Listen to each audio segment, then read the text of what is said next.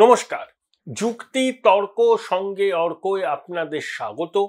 আপনাদের সঙ্গে আমি অর্কপ্রভ সরকার। 16ই নভেম্বর ভোরবেলা আমাদের ওই রাজারহাট বারোমাথার ক্রসিং আছে, ওখানে নারায়ণপুরের ওদিকে একটা এসইউভি থেকে 5 কোটি টাকা উদ্ধার হয়, নগদ টাকা। এসটিএফ ধরে। টাকার উৎস বোঝা যায়নি। যারা টাকা নিয়ে যাচ্ছিলেন কি ইমরান আর আকরাম খান, বীরভূমের লোক, তারা বলতে পারেনি কেন টাকাটা তারা ক্যারি করছে, কাকে দেবে, কোনো কাগজপত্রও দেখাতে পারেনি। 5 কোটি টাকা নগদ ভোরবেলা রাজারহাটের কাছে উদ্ধার হলো, আবার এসটিএফ ধরলো। ব্যাপারটা কি? নির্বাচন এসে যাচ্ছে, নির্বাচনে তো টাকার খেলা হয়ই, সব রাজ্যে হয়, এখানেও হয়। BJP Trinamool cash rich party, Trinamool আঞ্চলিক দলের মধ্যে ক্যাশ রিচ পার্টি, ইলেকট্রাল বন্ডের মাধ্যমে প্রচুর মাল কামিয়েছে। সেই দলের তহবিলের চাবিকাঠি আবার ছোটবাবুর কাছে। আর বিজেপি তো ধনী পার্টি, ইলেকট্রাল বন্ড থেকে সব থেকে বেশি লাভবান হয়েছে বিজেপি। এবার বিহারে তারা জলের মতো টাকা খরচ করেছে, পশ্চিমবঙ্গেও করবে। কোথাও কোথাও দেখছি বলা হচ্ছে পশ্চিমবঙ্গে নাকি তাদের বাজেট 1000 কোটি টাকা, জানি না। এসব অনেকে বলছেন, আগের বার 100 কোটি করেছিল, এবার 10 গুণ কি করে বাড়বে। কিন্তু ওই ফান্ড নিয়ন্ত্রণ করবে একদম দিল্লির নেতারা। কারণ এটা বিজেপি সার্কেলে খোঁজ নিলেই জানতে পারবেন যে প্রচুর নয়ছয় হয় টাকা, প্রপারলি বুথে টাকা পৌঁছয় না, টাকা পৌঁছলে সেই টাকার হিসাব হয় না, গায়েব হয়ে যায় টাকা। আমি জানি এই যে 24-এর লোকসভা নির্বাচনে উত্তর কলকাতায় বিজেপির এক মাঝারি স্তরের কর্মকর্তা, তিনি নাকি 3.5 লক্ষ টাকা পকেট থেকে ফেলে দিয়েছিলেন, ভুল করে 3.5 লক্ষ টাকা পকেট থেকে ফেলে দিয়েছিলেন। ভাবুন, এই লোককে কখনো কার্যকর্তা করা যায়, যার সামান্য দায়িত্ববোধ নেই যে এত নোট নিয়ে আমি যাচ্ছি, পকেট থেকে পড়ে গেল।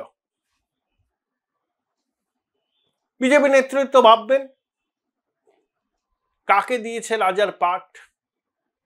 তো এবার তারা অনেক সতর্ক। ধর্মেন্দ্র প্রধান থাকবেন, আরো অনেকে থাকবেন, সুনীল বানসাল, ভূপেন্দ্র যাদব। তারা কিন্তু প্রচারের অভিমুখ ঠিক করবেন না। অনেকে ভাবছেন না যে হিন্দি বলয়ের নেতারা এসে এখানে মাতব্বরি করবেন, 21-এ বিজেপি ভুল করেছিল, এবার করবে না। কিন্তু এই যে ধর্মেন্দ্র প্রধান বিহারের মানুষ হলে উড়িষ্যায় ঘাঁটি গেড়ে পড়ে আছেন, ছিলেন, হয়তো আগামী দিনে তিনি বিজেপির সর্বভারতীয় সভাপতি হবেন, তিনি সাফল্য দেখিয়েছেন, তার নামে একটা ঐক্যমাত্র তো হয়ে যেতে পারে, সঙ্গও শেষ পর্যন্ত সিলমোহর দিয়ে দিতে পারে। তিনি ফ্রন্ট রানার, সেই ধর্মেন্দ্র প্রধানের এখানে দায়িত্ব থাকবে। আর তিনি উড়িষ্যার মানুষ বলে স্বভাবতই বাংলাটা বোঝেন। তো তাই টাকা পয়সা, হেলিকপ্টার, চপার, একবারে মানুষ বিস্ময় দেখবেন। দমদম বিমানবন্দরের হ্যাঙ্গারে প্রচুর হেলিকপ্টার, চপার দাঁড়িয়ে থাকবে। টাকা নিয়ে তৃণমূল বিজেপির কারোর কোনো সমস্যা নেই। কিন্তু এখনো তো প্রার্থী ঘোষণা হয়নি, এসআইআর চলছে, ডেট পর্যন্ত ঘোষণা হয়নি। আদৌ ঠিক সময় নির্বাচন হবে কিনা সেটা নির্ভর করছে এসআইআর ঠিকভাবে সম্পন্ন হয় কিনা তার উপরে। কিন্তু কারণ পূর্ণাঙ্গ স্বচ্ছ ভোটার তালিকা, মানে এসআইআর এর পরে প্রকাশিত ভোটার তালিকাকে সামনে রেখেই ভোট হবে। সেই তালিকা যদি কমিশন নানাবিধ কারণে প্রকাশ করতে না পারে, তাহলে কিন্তু নির্বাচন হবে না। অটোমেটিক্যালি এই সরকারের মেয়াদ শেষের পরে রাষ্ট্রপতি শাসন হবে, এবং তখন এসআইআর যতটুকু হয়েছে বাকিটুকু করে তালিকা প্রকাশ করে ভোট হবে। তাই এত সকালে 16ই নভেম্বর, শীত শীত ভাব, শীতের আমেজ, বারোমাথার ক্রসিং এ এসইউভিতে 5 কোটি টাকা, আবার বীরভূম কানেকশন। আমরা অতীতে জানি বীরভূম থেকে মুড়ির টিনে করে টাকা কোথায় আসতো, প্রভাবশালীদের বাড়িতে। অভিযোগ আছে পুলিশ এসকর্ট করে সেই টাকা পৌঁছে দিত। সেই এসটিএফ আবার টাকা ধরল 5 কোটি টাকা। অনেকে বলছেন যে এককালে বোলপুরের বাঘ, বীরভূমের বাঘ বেতাজ বাদশাহ, তিনি অনেকটাই নখদন্তহীন হয়ে পড়েছেন তো তিহারের মাটিতে গড়াগড়ি খাওয়ার পর। যদিও কি কি কমিটির চেয়ারম্যান আছেন, বহাল তবিয়তেই আছেন, বঙ্গেশ্বরীর আশীর্বাদের হাত তার মাথায় আছে, একেবারে পুরাতন ভৃত্য না, 2003 সাল থেকে তিনি দায়িত্বে ছিলেন। বীরভূমকে নিয়ে দিদিমণির কখনো ভাবতে হয়নি, তার আদরের লোকটা আছে। কিন্তু এবার তো পরিস্থিতি অনেকটা বদলে গেছে। কাজল শেখ, সে জেলা পরিষদের সভাধিপতি, তারও একটা ক্লাউট আছে। ওই যে বোলপুর থানার আইসিকে কেষ্ট অকথা কুকথা বলেছিলেন, তার ক্ষোভটা ছিল যে তার কি সবাই কত লোক হয়েছে, কি হয়েছে, সেটা নিয়ে নাকি ওই আইসি কাজল শেখকে নাকি ভুল তথ্য দিয়েছিলেন। সেই থেকেই তো সূত্রপাত। সেই জন্য কেষ্ট তার মতোই কথা বলেছেন। এটাই কেষ্টর স্বাভাবিক বাচন ভঙ্গি। তাহলে কি এর পিছনে, যেহেতু একটা বীরভূম কানেকশন পাওয়া যাচ্ছে, এর পিছনে কি বীরভূমের দুই প্রভাবশালীর দ্বন্দ্ব? নিউ টাউনের কাছে কেন? কার কাছে টাকাটা পৌঁছে দেওয়া হচ্ছিল? রিসিপিয়েন্ট কে? ধরাও বা পড়লো কেন? পুলিশকে কে টিপটা দিল? এখানেও অনেকে বলছেন যে তৃণমূলের গোষ্ঠীদ্বন্দ্বের জন্যই এটা হয়েছে। এর পিছনে বড় মাথা আছে। এক বড় মাথা আর এক বড় মাথাকে ফাঁসাতে চেয়েছে। এক বড় মাথা হয়তো নোট পাঠাচ্ছে, কারোর জন্য, প্রভাবশালীর জন্য হতে পারে। সেই মাথার ঘনিষ্ঠর কাছ থেকে খবর পেয়ে আর এক বড় মাথা পুলিশকে ইনফর্ম করে দিয়েছে, টাকা উদ্ধার হয়েছে। নইলে 16ই নভেম্বর সকালে একটা এসইউবিতে 5 কোটি টাকা, আরে নির্বাচন আসলে না তো আমি বুঝতাম এগুলো হয়। এই তো আসানসোল থেকে বিজেপির এক নেতা ধরা পড়েছিল 1 কোটি টাকা নিয়ে 2021 সালে। এ তো 5 কোটি টাকা। তখন তো একেবারে নির্বাচনের আবহাওয়া চলছে। কিন্তু এত আগে এখানেও কি প্রভাবশালীদের গোষ্ঠীদ্বন্দ্ব, এক প্রভাবশালী আর এক প্রভাবশালীকে ফাঁসাতে চেয়েছেন? তার জন্যই কি এটা হলো? এই প্রশ্ন কিন্তু ঘুরপাক খাচ্ছে। এই প্রশ্নের উত্তর আপনারা পাবেন না। অনেকে বলছেন যে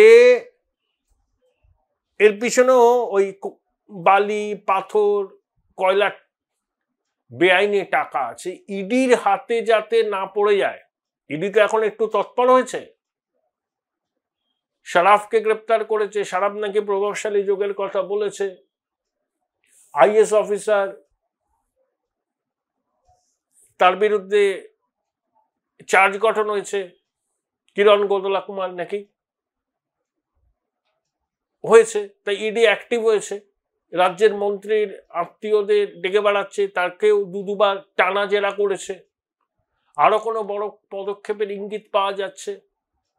এটা আগাম আন্দাজ করে যাতে ইডি ট্রেস করতে না পারে, এই টাকাটা ইডির হাতে না যায়, তারপর ইডি এবারে চেন ধরে ধরে ধরে ধরে ধরে কে সম্ভাব্য রিসিপিয়েন্ট আর কে পাঠিয়েছিল সেইখানে কড়া নাড়তে পারে। তাই আগে ভাগেই কি এসটিএফ ইডির যাতে ব্যাপারটায় ঢুকতে না পারে সেই জন্য এই টাকাটা উদ্ধার করে নিল? পুরোটাই নাটক, কোনো উত্তর পাওয়া যাচ্ছে না। শুধু জানা যাচ্ছে প্রভাবশালী কানেকশন।